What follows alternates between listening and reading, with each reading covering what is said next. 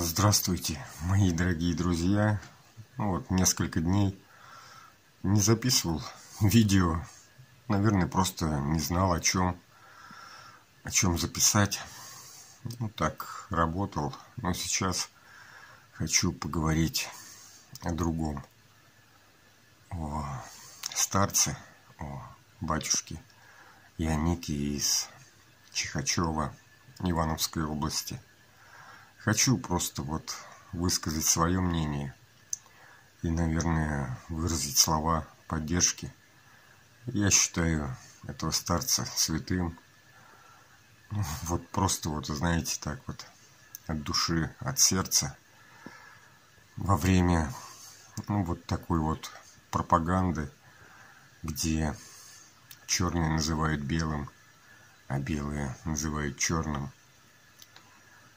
Батюшка, он не сломался, абсолютно не сломался, несмотря на какие-то нападки в его сторону со стороны официальной власти, со стороны епархии Ивановской и со стороны вообще, то есть Русской Православной Церкви. Он не сломался. Он продолжает принимать людей, и люди реально получают от него помощь.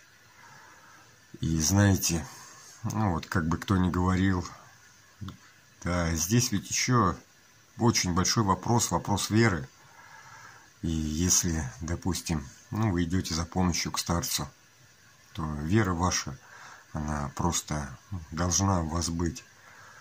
И старец реально помогает. Спит он очень мало. И молится, и принимает людей. Знаете, всякие люди же приходят, то есть именно со всякими такими проблемами, со всякими болезнями какими-то. И батюшка реально им помогает. Хотя, считайте, он инвалид, да, обезножен, в таком инвалидном кресле. А глаза его, они наполнены таким светом и такой любовью, именно божественной любовью. Дорогие мои друзья, и, конечно, хочу выразить поддержку этому святому человеку.